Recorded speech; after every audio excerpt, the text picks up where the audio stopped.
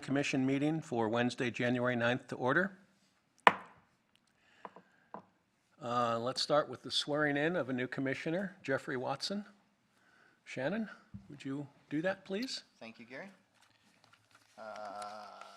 Commissioner Watson, raise yourself on up and raise your right hand and repeat after me, please, for posterity. And fun. I, Jeffrey Watson, I, Jeffrey Watson, being first duly sworn, upon oath say, that I will support the Constitution of the United States that I will support the Constitution of the United States and the Constitution of the State of Oregon, and the Constitution of the State of Oregon, and that I will faithfully and impartially discharge the duties of a planning commissioner for the City of Keizer according to the best of my ability for my term of office. Congratulations. Thank you.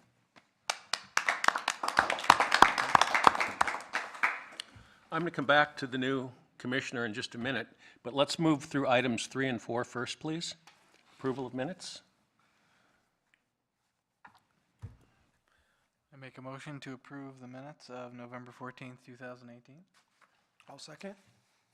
We have a motion and a second. All in favor? Aye. Aye. Opposed? Passes unanimously. We have no public hearing scheduled for tonight. So I'm going to digress for just a minute and we have Jeffrey Watson, who's a new Planning Commission member. This is his first meeting. And Christopher Wolfert. Give them a minute or two just to give the rest of us a background on who they are and where they came from. So Jeff, let's start with you, please. Sure, thank you. As the nameplate says, I'm Jeff Watson. My wife and I have lived in Keizer for, I think, about 6 years now, going on 7. My wife was a graduate of McNary High School back in 2003, I believe, and I grew up in the Willamette Valley. But we've lived here, as I said, for 6 going on 7 years. My background is in economics. I work for the Oregon Public Utility Commission downtown, and that's what had me first interested in the Planning Commission. Stuff that is the nitty-gritty background stuff that most people don't think about, but you notice when it goes wrong. So I'm happy to be here and looking forward to providing my perspective on the matters that come before us. Okay, well, welcome, Jeffrey. Look forward to your input.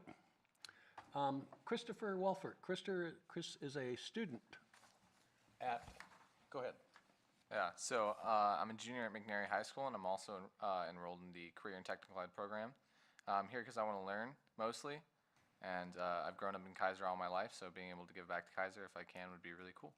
And, I mean, that's about it. That's why I'm here. Thank you very much. Okay, so item number 6, we're just going to fly right through this thing. Discussion, the Planning Commission role. And our role is sort of a big question mark. We deal with signs, building codes, design standards. Some is tedious and mundane, and some of it is more significant and more challenging to us to come up with things that we feel we need to recommend to the council.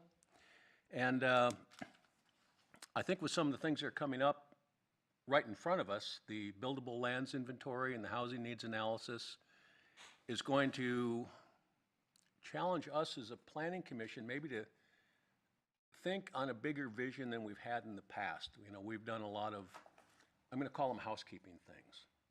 But I think this might be an opportunity for us to ask and answer several questions, some of which the focus right now seems to be on, how are we going to move the UGB? Are we going to get bigger? Is bigger better? And I haven't heard anybody yet ask, what is Keizer? What do we want to be? Separate and distinct from, do we want to be bigger for the sake of being big? And I think that's something we need to look at, because as we grow, if that's the right word, and I think we can grow without necessarily expanding, we have to look at how we provide jobs in our community. We have historically since, I mean, I've been here since a long time, 72, and we've always been a bedroom community. And realistically, I think we continue pretty much to be that way. There's a number of small businesses that provide jobs, although they're mostly family-based jobs and income. And then we have, you know, the grocery stores and things like that to sell us needed goods. But we don't really have a jobs base. And if we want people to have opportunities to be in our community, probably part of it is providing them or finding out a way to attract jobs. And then where do we place those jobs, you know? So I think we need to look beyond just, you know, if we're going to be 38,000 people now and in 42,000 people X amount months later, it's not just getting bigger, it's what do we want to be? What do we want to look like? What's the quality of our life going to be? You know, are we going to continue to be a bedroom community?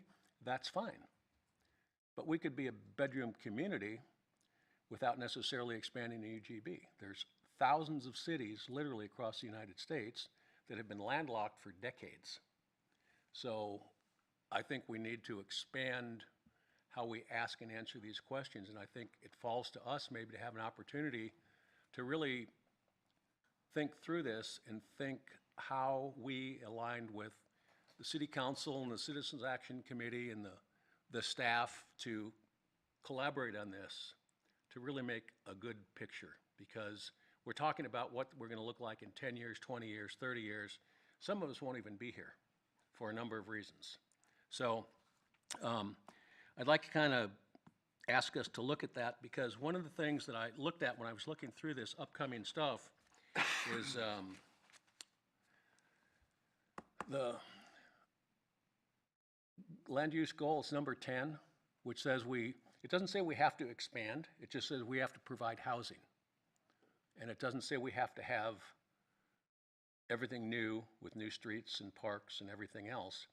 So we're not required to grow outside the current UGB, not to say that we can't, but I don't think it should be an automatic, that's the thought, it's just bigger is better. Let's look at how we can define quality of life. And we have a staff that is able and willing to work with us.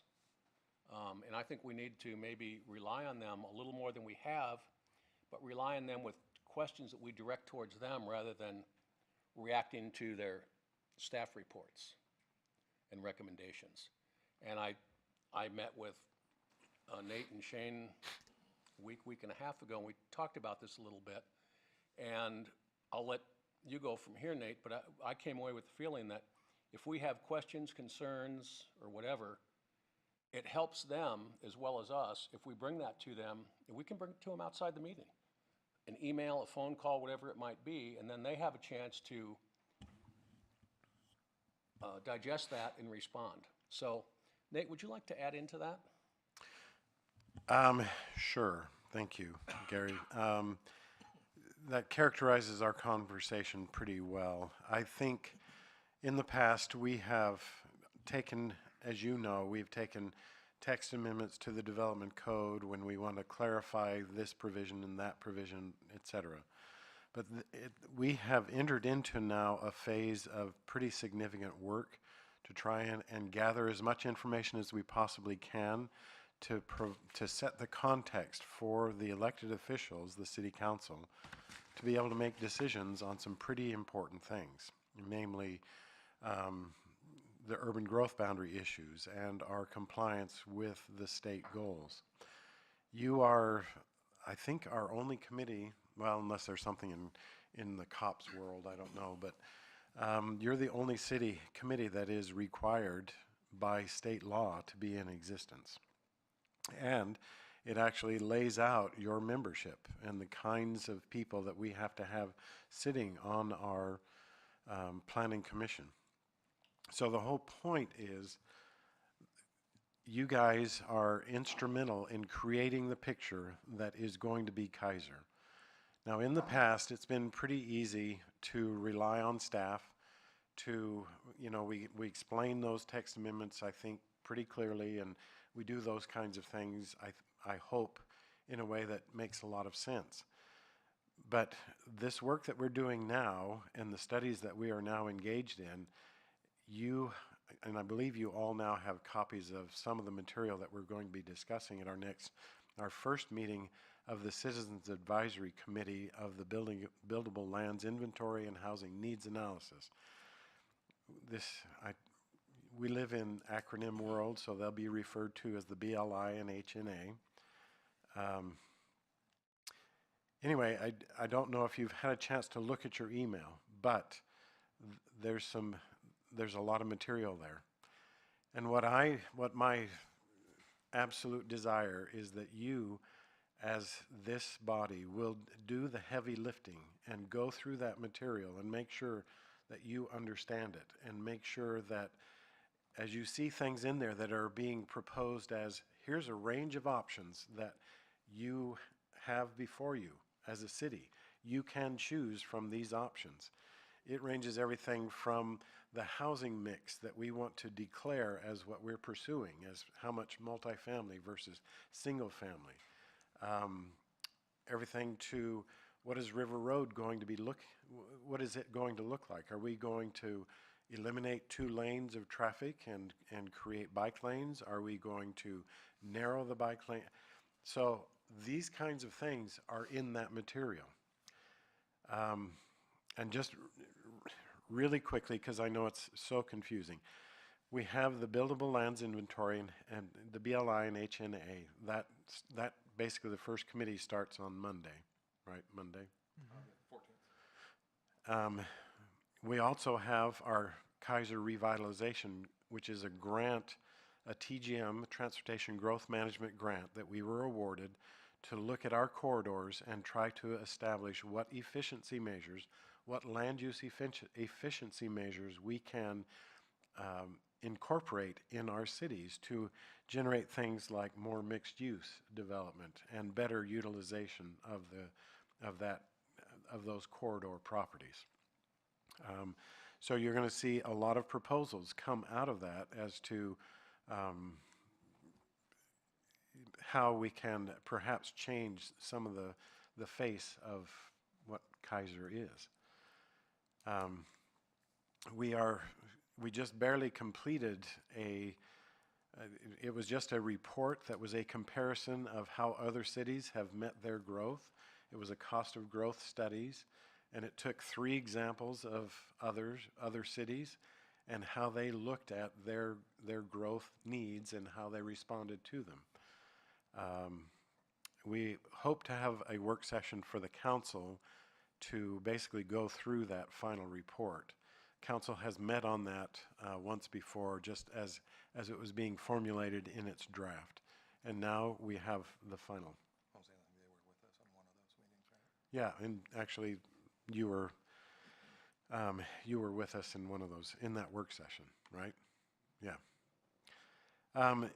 Following on this revitalization and BLI HNA, we are going to then kick off a major transportation study to look at what are the impacts to our transportation system of growth, and whether that growth is infill and we intensify our existing lands, and what impact does that have on our transportation, or whether we just simply say, you know what,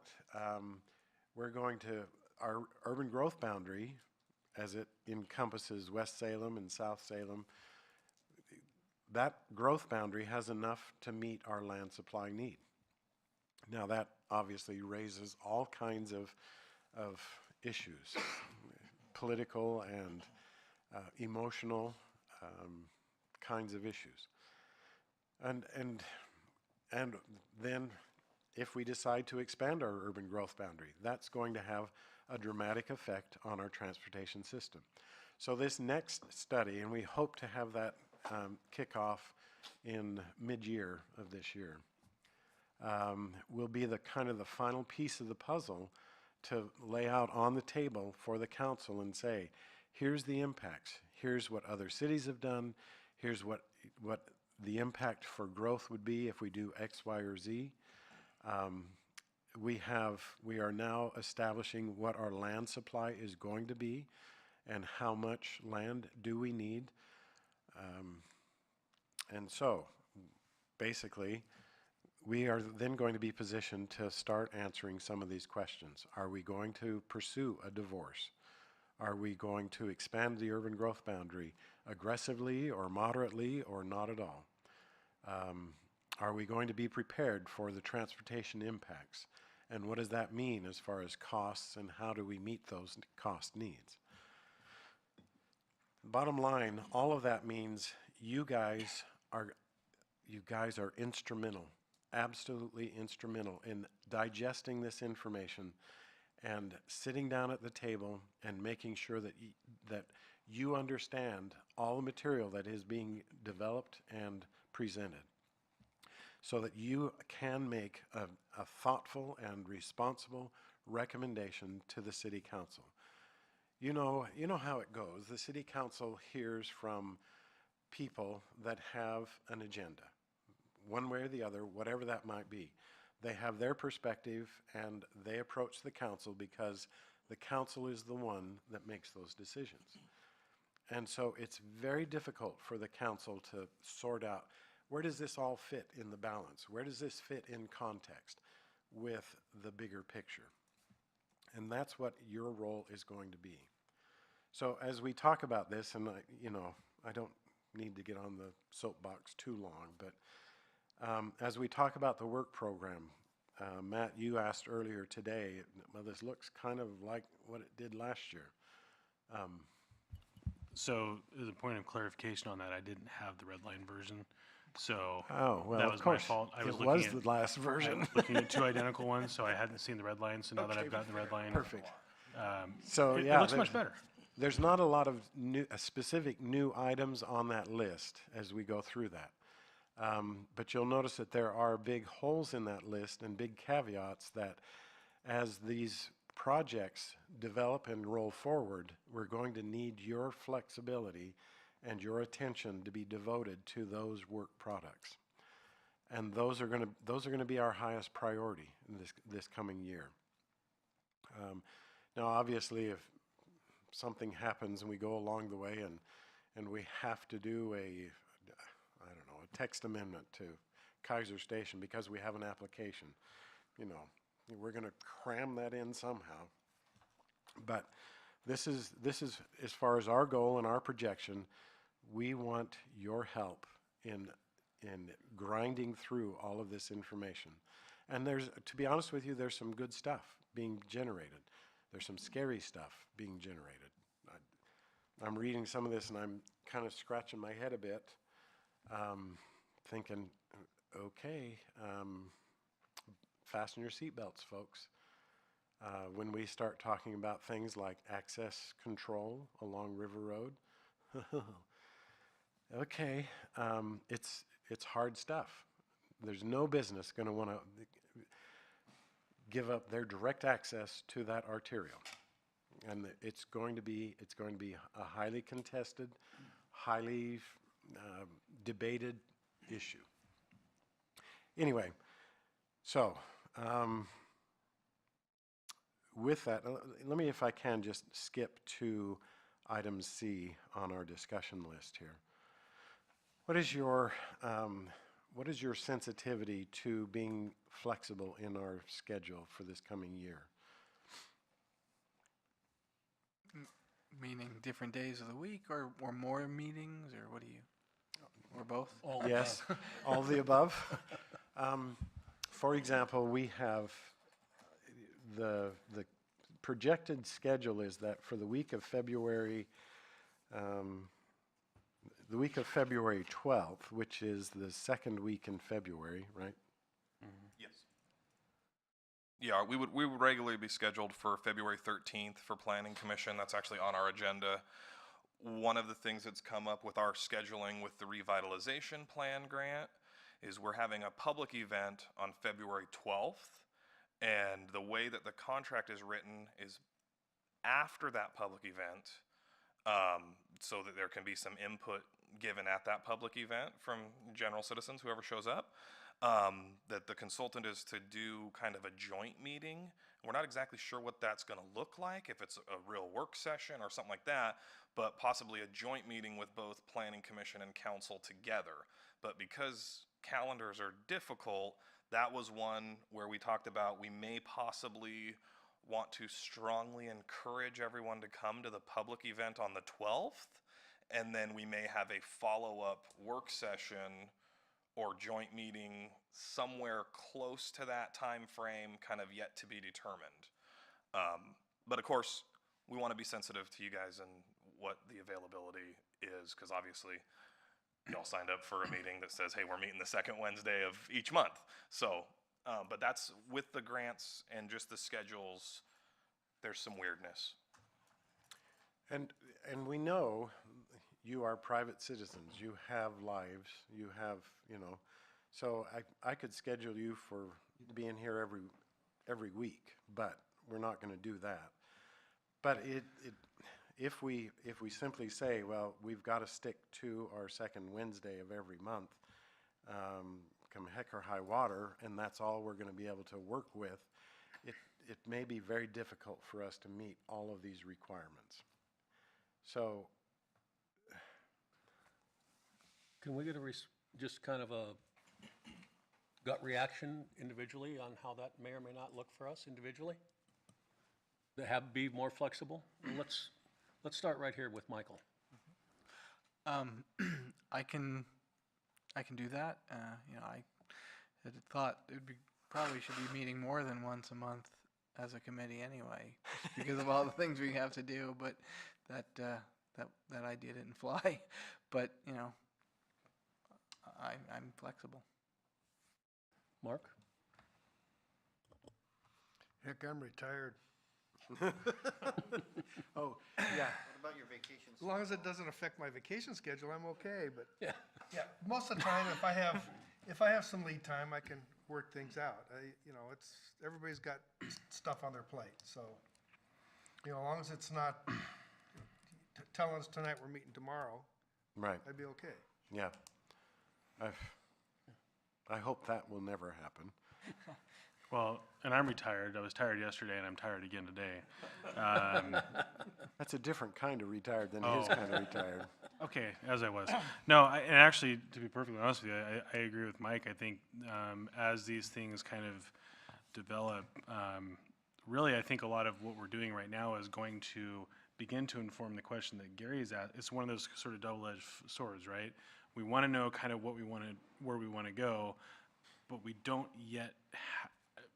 I feel we don't have yet enough really tangible information. I mean, right now without a divorce, we're stuck, right? Our fate's set, other than doing what we can do internally. But back to the scheduling thing, I think as long as we have enough notification, a week, 2 weeks for me, is plenty, unless I don't have other commitments. But yeah, I think we need. This calls for extraordinary circumstances and extraordinary effort, and it's going to take a big push. Kyle? I can be pretty flexible, so, yeah, I think I'm fine with that. I can see a few things that will probably be needing some extra meetings, and I'm available. Jeffrey? Agreed. If we have work to do, we should probably do some work. Good soldier. I think we're gonna like this guy. Knowing that there will be times where I may not be able to, but I think that's the case for any meeting for any one of us, that we may need to bow out and just let the other group do their thing, and then review the minutes or documents as needed on our own time. But that's kind of what I just signed up for. Shannon? For Jeff and Chris, who might not know the reference to divorce, I assume. Growth boundary, right? Yeah, the growth boundary issue. So Salem and Keizer share an urban growth boundary. And we have ways that we may be able to, if that's the desire of the commission and the council, expand the urban growth boundary even without a divorce between those two, between Salem and that. But that was one of the options. Springfield and Eugene did that legislatively most of you know that. This would not be legislative if that occurred, so that's what that reference was to. Thank you. Crystal Wilson is not here tonight, so we will just assume that she concurs with the rest of our thoughts. We'll send by, her a by memo. default. And I'm in concurrence with the rest of the members of the panel, so I think we're good on that. So we will make the commitment. We will try to give you as much notice as we possibly can, so that you can incorporate it into your schedules. And we, just as tonight, Crystal had something that prevented her from being here. And so, yes, life does happen, and we understand that. So, okay, well, I am encouraged, I'm enthused, it's daunting, and sometimes I look at it all and I'm thinking, how are we going to get it all done? So I am enthused at your commitment and your willingness to take on this load. Okay, thank you. Mr. Lawyer. So as it relates to the schedule, thank you, Mr. Chair. Experience has told me that sometimes it's better to try to capture dates early, and I know that's kind of hard. If you can project out, based off of the scoping and everything else, what that looks like, we might be able to kind of get those things calendared now and then create the flexibility appropriately, and then maybe, release meetings that we don't necessarily need or adjust or do anything like that. I think that if we had something that we could see sort of in advance, it would maybe inform that a little better. And then we already know, we've got this scope for this time frame. We can already place the meeting in advance. So I think that's what you're anticipating anyways, right? Yeah. Okay. And just one other thing, sorry, Mr. Chair. One other thing, I want to make sure you kind of have our perspective. We are a very small department, and we kind of have daytime jobs. What I mean by that is we have the In-N-Out burgers that come, and all of a sudden the world is in crisis, and et cetera. We have the housing stuff, which is some months it may not seem so intense on your end, and we may say time out on this month because we have all of our outreach, whatever we're doing. So we will try to be as upfront and as open as far as what we can get accomplished and what the calendar is going to be like. We were just on with the consultant today on the phone call, trying to nail down these dates and how that's going to roll out. So would a suitable alternative now then just be to establish 2 meeting dates a month and then release them as appropriate? Because we may not have something front-loaded at the beginning of the month that we necessarily need to dive into, but we might look at it and say, okay, well, it's going to be more ready towards the end of the month. And I mean, I don't know. I'm just trying to build in as much flexibility as possible. Hey, Matt, excuse me. How about if we maybe let staff kind of chew on that and maybe send an email out in a few days after they have kind of time to look at this and see how it might best make a calendar rather than trying to get one right. I appreciate what you're saying, but I think if we give them a chance to respond to this, it'll make it simpler and more comprehensive. And that was actually, thank you, Gary. I was kind of going to be my suggestion, just since we have our very first CAC meeting for our buildable lands inventory and housing needs analysis coming up just this next week. That's got a really compressed schedule because the way it's funded, it has to be done by June. So we have an outline on it, but it's kind of this fuzzy outline. We did lock down CAC dates on that, which you guys aren't part of the CAC formally, but we would really like your involvement with that as much as you're available to. So we can definitely get those dates figured out. The revitalization grant, I think we've had a different schedule maybe every single week so far. It's been a rough one just because there's a few moving parts, but I think that once we get through February, hopefully that's going to start to fall out a little bit more. So let me look at that, because literally I got an email just a couple days ago that had like 4 dates that were new, but I don't have the whole, our consultant's supposed to update the overall, the schedule plan. So once I get that, Matt, let me kind of look at it and see, because I think that's a great idea if we can kind of front load it, and then we can, hey, bonus, no meeting this, next week or whatever. I really like that idea, but I would not feel great about saying, hey, let's do 2 times a month, because it might be more like 3 times in the month of May, but only once in April or something like that, depending on how it's all kind of flowing, if that's okay with you guys. Is that okay for staff to come back to us on that? Okay, thank you, Shane. So then, if we've got A and C done under 6, and then we look at B, which is the work task, a lot of these, I'm glad to see, are completed. There's a few ongoing. There's at least one not needed. But of the things we have left, have the members of the commission looked at this, and do you have any individual priorities on how you think we should attack this? Or has staff given sort of a priority of what's left or still needs to be done? Yeah, so yeah, I can talk to that a little bit, Gary. We don't have a specific priority other than the grant work for both the housing needs analysis, buildable lands inventory, the revitalization plan grant that's ongoing. That's going to take precedent in our world. I am not the lawyer for the city, obviously. So sometimes when legislative amendments happen, we are told, hey, you have to do this by a time certain. Based on the legislative update that the Oregon Planning Group did back in December, I kind of looked through that and looked through the different LUBA cases on my own, and I didn't see anything that was hugely, earth-shattering that said, oh, we're going to have to do certain things. Whereas like last year, we knew we had to do something with ADUs. We knew we might have to do something with affordable housing stuff, because there was specific bills that came out that said cities are going to have to do these things.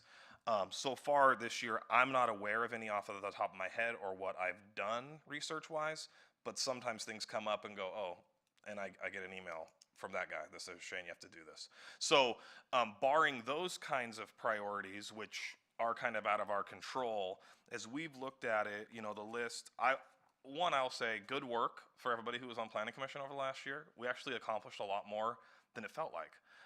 Sometimes it feels like we're spinning our wheels and we're getting yelled at a lot about signs, and that's all you can remember.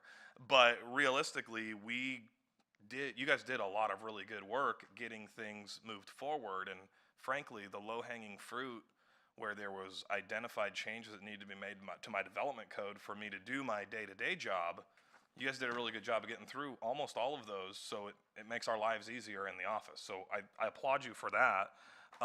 And so really, yeah, you kind of see there's a few things left over. On the first page, the UT zone and the possibility of a legislative rezone, that's been there. There's nothing that's a huge priority with it.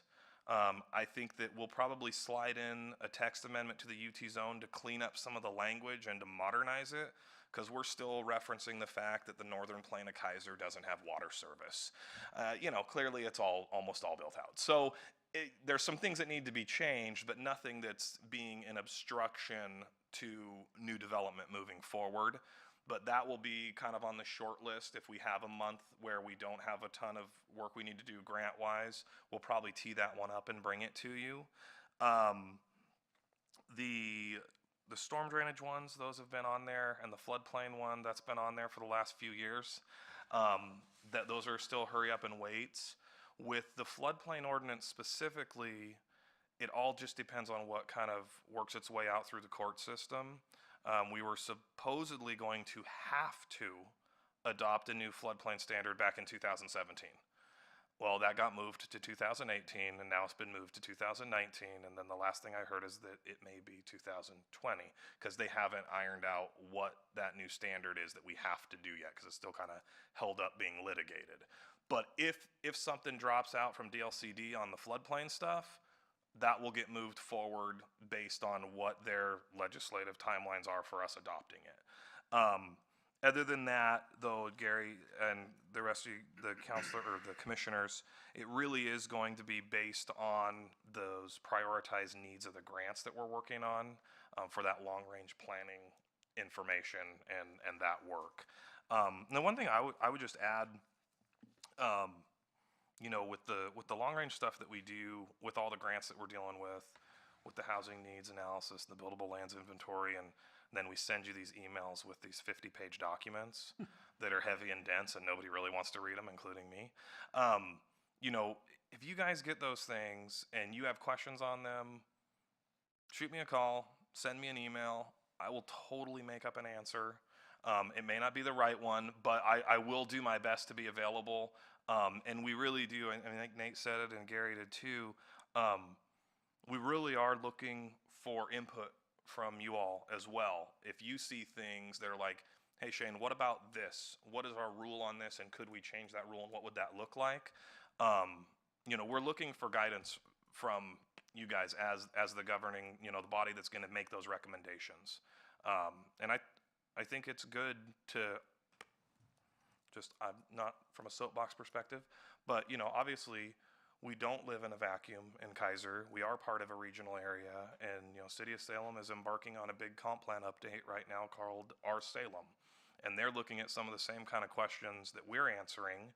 They have a little different perspective, but it's never a bad thing to kind of know what our neighbor to the south is doing too. So, you know, keep your eyes and ears open to the newspaper articles and the different things you see floating around the internet, because sometimes those things are, well, how does that affect us?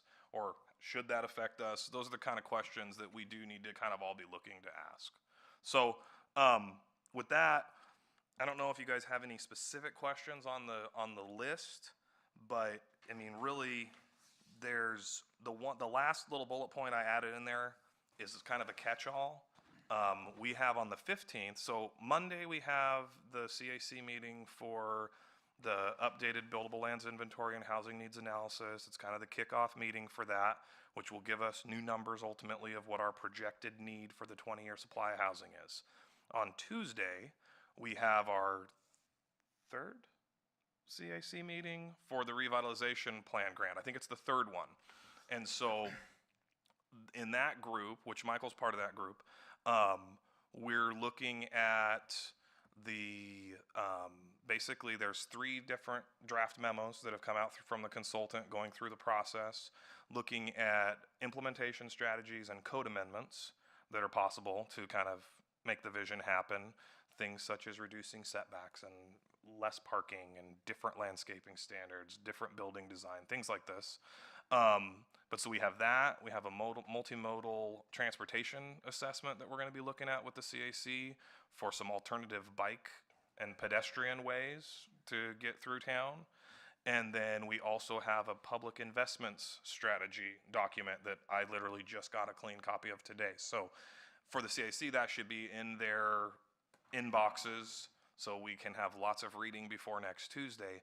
But that's, again, another piece of the puzzle that you as planning commissioners, even though you don't have a formalized role as part of the CAC, like we would love for you guys to engage into a capacity of saying, hey, let's talk about this information. And they're still public meetings. They're still open for comments and suggestions.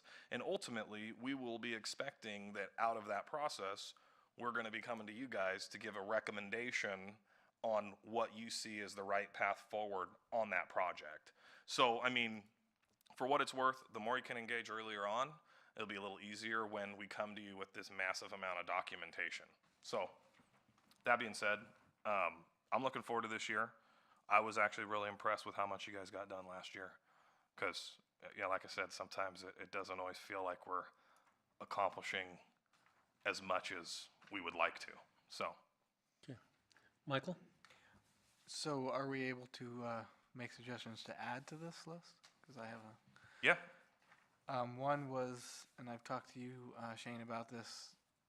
It was with regards to that new, or I guess rebuild, where the house burned down on Thorman, and can never remember the cross street, but they weren't required to put a sidewalk in. So closing that loophole would be nice to keep getting more and more connectivity for walking infrastructure. The other one was, I'd like to have us, as a commission, adopt the NACDO street standards. Right now, we don't necessarily refer to the ASHTO ones, but we seem to be modeled after it, at least part of it. So I'd like to work on that. Okay. So how this should work is that should be direction from not an individual, but from the commission. So, Mr. Chair, I don't know how you want to. Okay, I'm not, what did you call this? The NACDO and the ASHTO? Could So, you yeah, decipher that? yeah, Sidewalks for Dummies, please? NACDO is, I believe it's the North American City Transportation Officials versus ASHTO, which is the, I don't know if it's the American Association of State Highway Transportation Officials. They have their, I think it's called the Green Book, which is a bunch of recommendations for street design and highway design. Obviously, streets and highways are different. Whereas, so the NACDO standards are specifically standards for streets that you'd have in urban areas. And so we would model our street designs based on that, if we adopted that. Okay. So just as I'm thinking through so our street standards live in our transportation, well, they live in several places. But they're basically governed by the transportation system plan, and it's called the TSP, another acronym. So, sorry, Jeff. I'm writing them down. And ours was adopted I just looked today, ours was adopted in 2009. So, lo and behold, we are up on a decade, and that's generally when we can access grant monies to rewrite our TSP. So I might suggest that we kind of rephrase that to updating our TSP to include such things as these national standards. Okay. Is that fair enough? Yeah. Does that sound agreeable, amenable to everybody, that we're talking out of the same book, if you would? As long as it doesn't, I mean, there's probably going to, maybe there's none. Maybe it won't alter the way, new subdivisions all are put in today. It might not have any significant impact. It might have a lot, but it's something that may need to be addressed. So is everybody okay to look at that? Yeah. Okay. Do we necessarily need to go to the specificity of the NACDO versus the ASHTO, or do we just want to have the conversation be that we want to look at the transportation, the TSP? I think what Nate was saying is at this point, it's looking at the TSP, or I don't know if it's at a revision. And we can do a little bit of research and find out exactly, because I know Public Works is very conscious of the national standards, and I do believe they are very conscientious about it. But the other issue that when we had a fire that was rebuilt and there's no requirement because it was an existing home, that is a little bit different issue, and that's basically a threshold as to when do we require street frontage improvements. Right, so it's a hard one.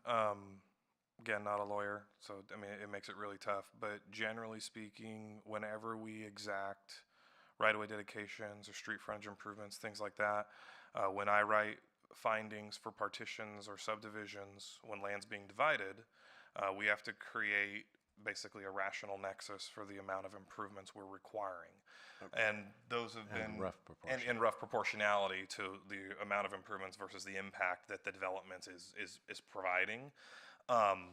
And we do a pretty good job of pushing the envelope whenever we can. It is very difficult. The Thorn one is a hard one, Michael, because it was in a neighborhood where there are no street improvements. So if it had been a holdout where there was curb, gutter, and walk, and the street improvements were there, and it was just a matter of putting in the sidewalks, that's generally standard fare. We do that all the time. But in this case, Well, but we typically don't, in this case, where it was just reconstruction. right, thank you. Yes, I know. But it wasn't just because it was reconstruction. It was because the street itself is not improved. There's no curb, gutter, or walk. It was an old county turnpike section, and so to justify the street improvements, I have to look at a trip generation of the development. And since it was literally a like-for-like generation, there was no way to rationally require more improvements on that single-family development. So if they divided it and added additional units, we might have started to be able to make that argument that they could provide a portion of it. But that's one where it doesn't really matter what we do to change our code, because already we have some things in our code that say we're going to require it now. But ultimately, if I don't write findings that justify the rational nexus and the rough proportionality, those conditions could get thrown out. Even though they say it in my code that it's a rule, it would be found to be kind of not consistent with the Supreme Court. So it's a hard one. So But- if the commission wishes, I suggest that we could come back with some discussion material on where those balances are, what the courts have said about rough proportionality, and where we're bound, we can't go beyond those sorts of things. Let us, if the commission would like, let us come back at a future meeting with a discussion on those issues, just what Shane's explaining. Is that, everybody got a head nod in favor of doing that? Okay, thank you. So of the list that's here, and I went through and kind of X'd out and marked out on these 2 pages, there's only 4 items here that, or 6, I guess, that aren't marked out, that are still pending in some form. The TGM grant, Transportation Grant Management, is that? Growth okay. That's ongoing, so this is being addressed. The urban transition and the legislative rezone of urban transition properties, that's still to be done. Maybe that's something that we could, I don't know how lengthy that's going to be, but maybe that's something that we could accomplish and sort of put that up here as, let's get this done while we're working around the other activities that we have. And then we have efficiency measures, consider text amendments to various sections to give additional flexibility and density of, and that's ongoing. And that's part of what's going to come out of this buildable lands, right? The revitalization. Sorry, the revitalization more than the buildable lands. Okay. Okay. I know. And then multiple sections of the Keizer Development Code and the comp plan? Yes. And that will be, again, that'll be driven by, next Tuesday's meeting, our Memo 5 is basically a starting off point with our CAC to say, hey, these are the types of things we're looking at changing within our urban corridor, along River Road, along Cherry Avenue, and they have some proposed changes citywide and zone-wide, and then they have some specific to the centers that they've identified. So it's going to be kind of a little bit of a process of a back and forth to truth out how much we want to do, and then ultimately it will result, when that project is done, whenever we get it done, it will result in a big stack of stuff that gets adopted. But in the interim, and one of the reasons the efficiency measures, the separate bullet was in there, that was in there from last year. We did a few of those things, like we just did ADUs here a couple months ago, updated it and revised it. But there's a handful of things that have been on staff's radar that we've been looking at and considering, and as kind of the pendulum shifts, there's a handful of things that we're still kind of considering teeing up for you guys to bring, regardless of the grant stuff for the efficiency measures. So, yeah. So I think, does anybody have, like Michael had something he wants staff to be looking at. Is there anything else pop off anybody's mind or imagination or creative juices that they would like to throw in there? And maybe give it a look over the next year as we work through all these other things that are going to occupy a lot of our time?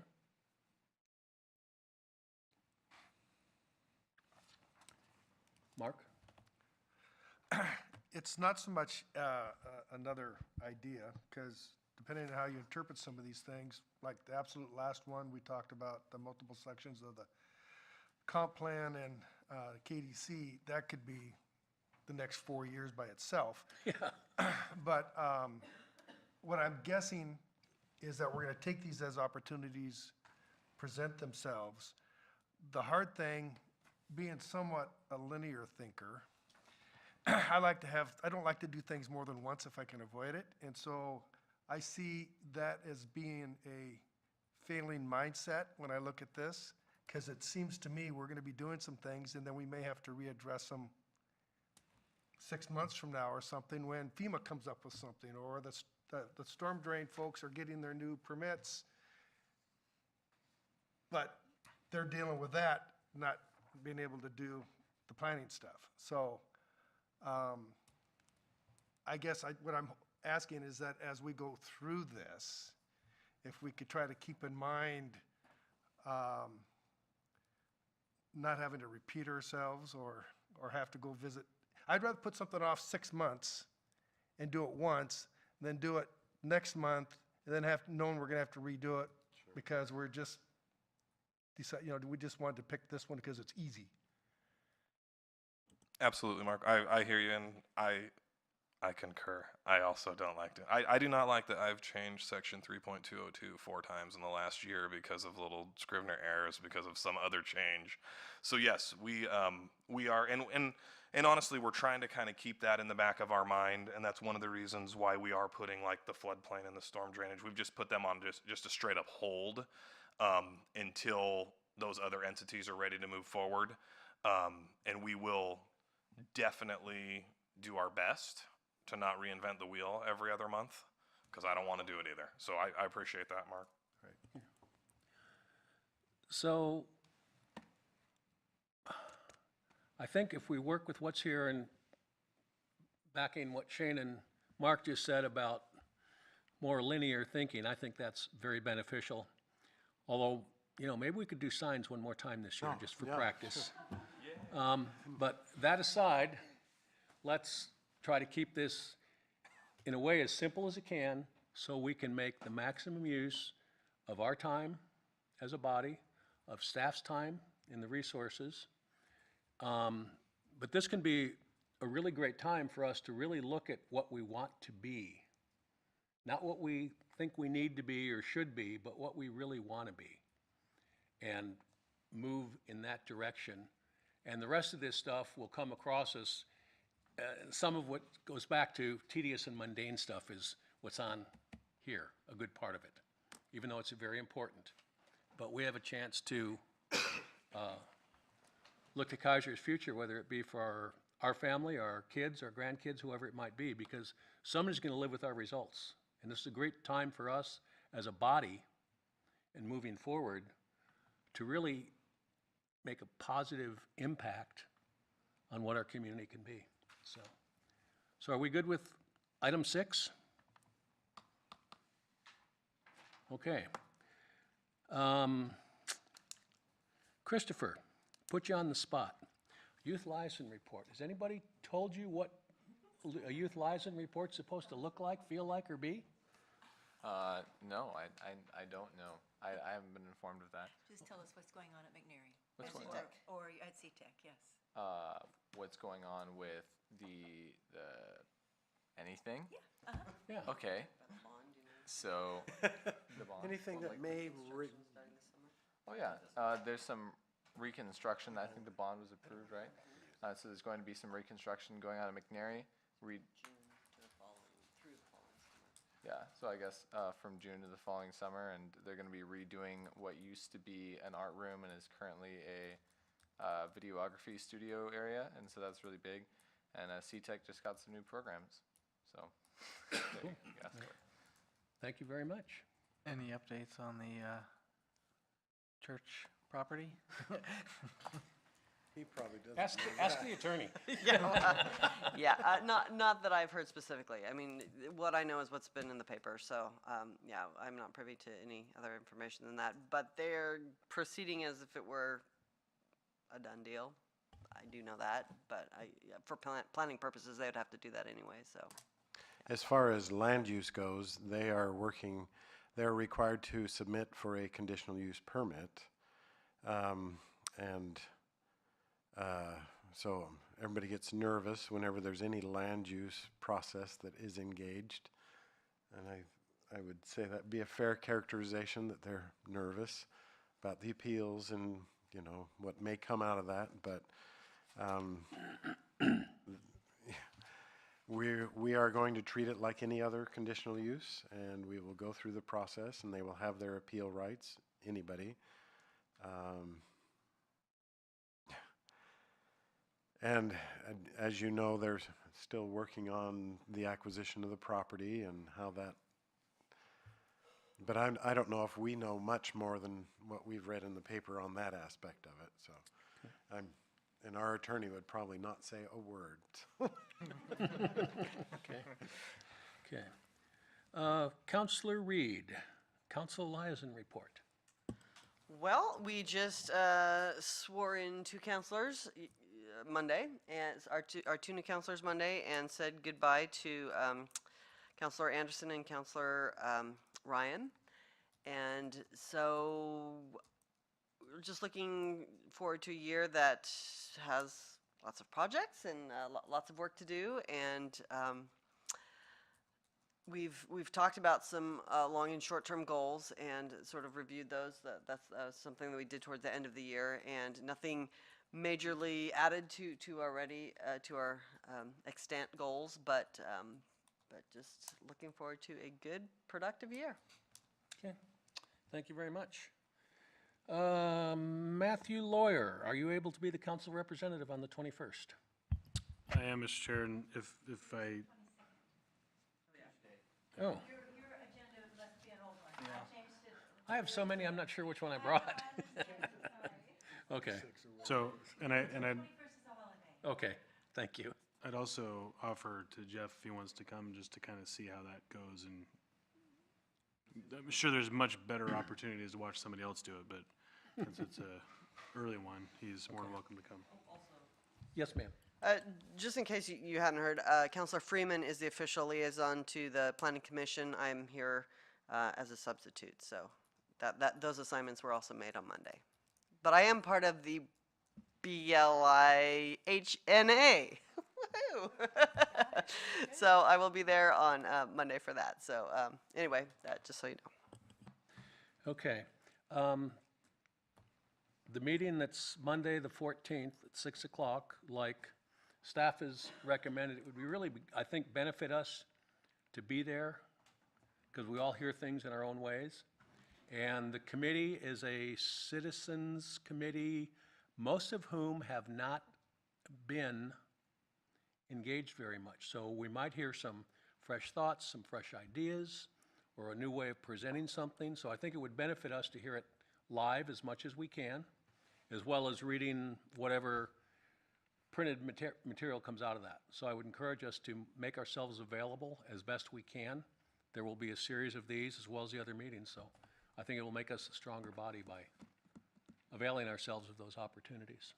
So, And it is going to be an iterative process. In other words, it's not like some quasi-judicial hearing.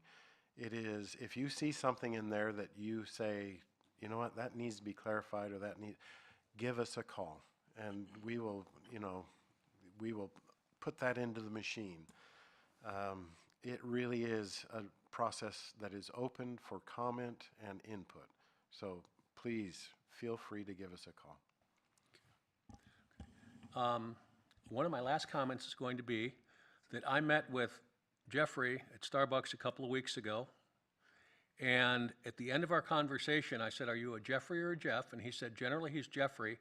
And I've been more guilty than anybody of calling him Jeff, but the preference is Jeffrey, although he's not going to go to war over it, but I just would like to kind of respect that since I, For the purposes of efficiency, Jeff does take a little bit less time to say. And, okay, you know, we're all going to be busy, so. yeah, okay.